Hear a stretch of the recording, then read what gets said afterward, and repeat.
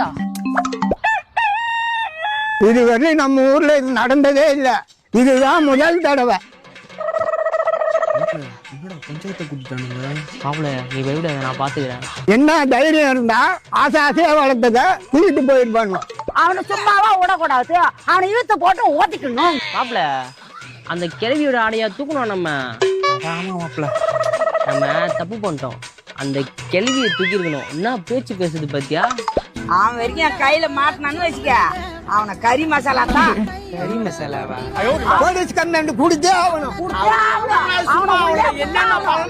பங்காளிக்கு போனை போட்டு ஆடு வித்துட்டியான்னு கேளு. ஹலோ பங்காளி.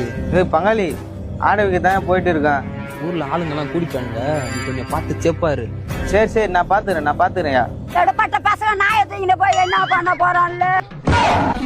என்னது இது? ஆடு நாய்